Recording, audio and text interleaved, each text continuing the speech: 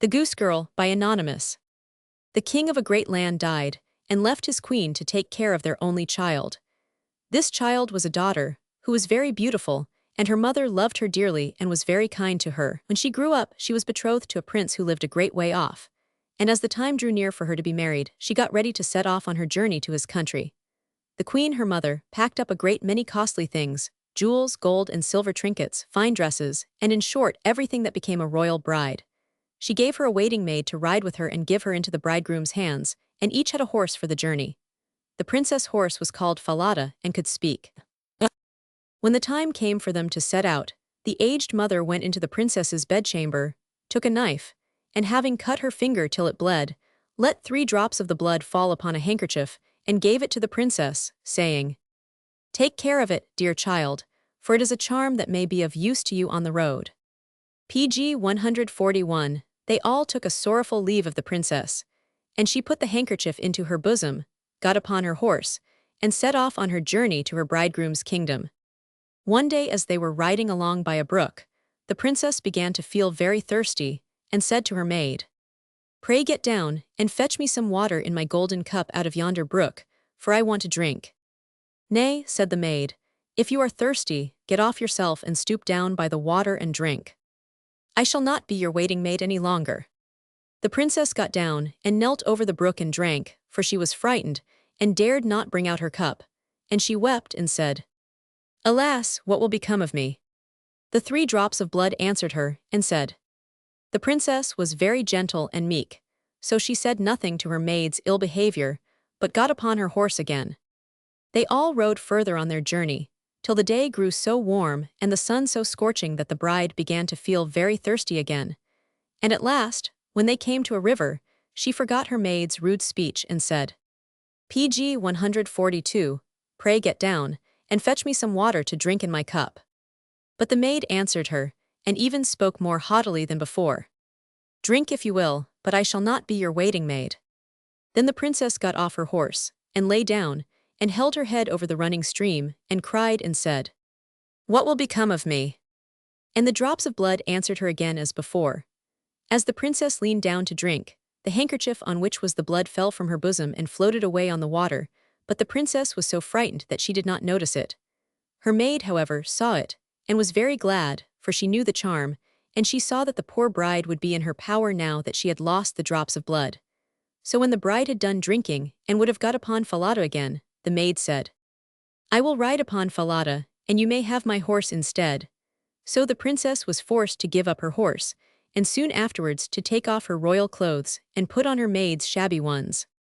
At last, as they drew near the end of their journey, this treacherous servant threatened to kill her mistress if she ever told anyone what had happened. But Falada saw it all, and marked it well. PG 143. Then the waiting maid got upon Falada, while the real bride rode upon the other horse, and they went on in this way until they came at last to the royal court. There was great joy at their coming, and the prince flew to meet them, and lifted the maid from her horse, thinking she was the one who was to be his wife. She was led upstairs to the royal chamber, but the true princess was told to stay in the court below. Now the old king happened just then to have nothing else to do, so he was amusing himself by sitting at his window looking at what was going on, and he saw her in the courtyard. As she looked very pretty, and too delicate for a waiting maid, he went up into the royal chamber to ask the bride who it was she had brought with her, that was thus left standing in the court below. "I brought her with me for the sake of her company on the road," replied she. "Pray give the girl some work to do, that she may not be idle." The king could not for some time think of any work for her to do, but at last he said, "I have a lad who takes care of my geese, she may go and help him." Now the name of this lad, whom the princess was to help in watching the king's geese, was Conrad. The false bride said to the prince, "Dear husband, pray do me one piece of kindness." "That I will," said the prince. PG 144. Then tell one of your knackers to cut off the head of the horse I rode upon, for it was very unruly, and plagued me sadly on the road.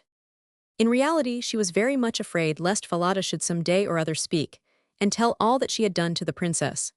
She carried her point, and the faithful Falada was killed. When the true princess heard of it, she wept, and begged the man to nail up Falada's head over a large dark gate of the city, through which she had to pass every morning and evening, that there she might see him sometimes. The slaughterer said he would do as she wished, and he cut off the head and nailed it up under the dark gate. Early the next morning, as the princess and Conrad went through the gate, she said sorrowfully. The head answered. Then they went out of the city and drove the geese on. When they were come to a meadow, she sat down upon a bank there and let down her waving locks of hair, which were like pure gold. And when Conrad saw it, he ran up and would have pulled some of the locks out, but the princess cried. Then there came a wind so strong that it blew off Conrad's hat. Away it flew over the hills, and he was forced to turn and run after it, so that when he came back she had done combing and curling her hair, and had put it up again safely, and he could not get any of it. He was very angry and sulky, and would not speak to her, but they watched the geese until it grew dark, and then drove them homewards. The next morning, as they were going through the dark gate, the poor girl looked up at Falada's head, and cried. It answered. Then she drove on the geese, and sat down again in the meadow, and began to comb out her hair as before, and Conrad ran up to her and wanted to take hold of it. The princess repeated the words she had used the day before, when the wind came and blew away his hat, and off it flew a great way, PG 146 over the hills and far away, so that he had to run after it. When he returned, she had bound up her hair again, and all was safe. So they watched the geese until it grew dark. In the evening, after they came home, Conrad went to the old king and said, I won't have that strange girl to help me to keep the geese any longer. Why, said the king. Because instead of doing any good she does nothing, but tease me all day long. Then the king made him tell what had happened, and Conrad said, When we go in the morning through the dark gate with our flock of geese, she cries and talks with the head of a horse that hangs upon the wall, and the head answers her. And Conrad went on telling the king what had happened in the meadow where the geese fed, how his hat was blown away, and how he was forced to run after it and leave his flock of geese to themselves. The old king told the boy to go out again the next day, and when morning came he placed himself behind the dark gate, and heard how the princess spoke to Falada, and how Falada answered. Then he went into the field and hid himself in a bush by the meadow's side, and he soon saw with his own eyes how they drove the flock of geese, and how, after a little time, she let down her hair that PG 147 glittered in the sun. Then he heard her call the wind, and soon there came a gust that carried away Conrad's hat, and away he went after it, while the girl went on combing and curling her hair.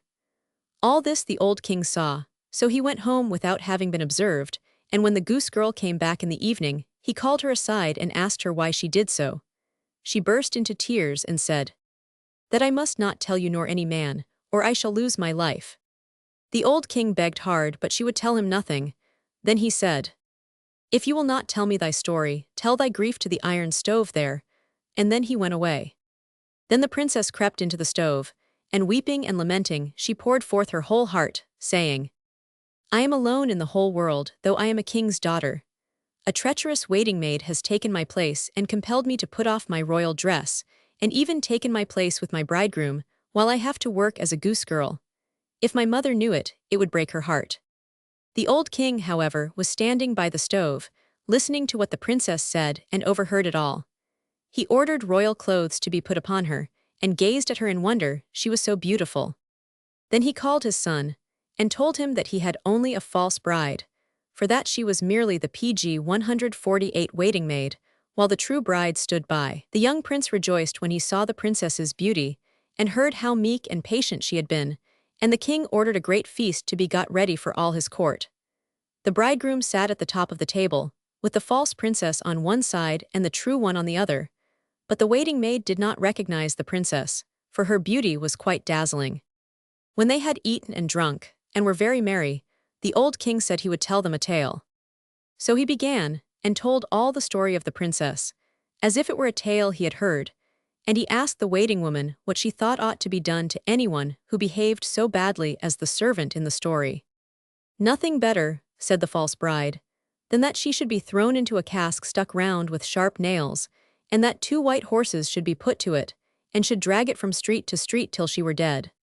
Thou art she, said the old king, and as thou hast judged thyself, so it shall be done to thee.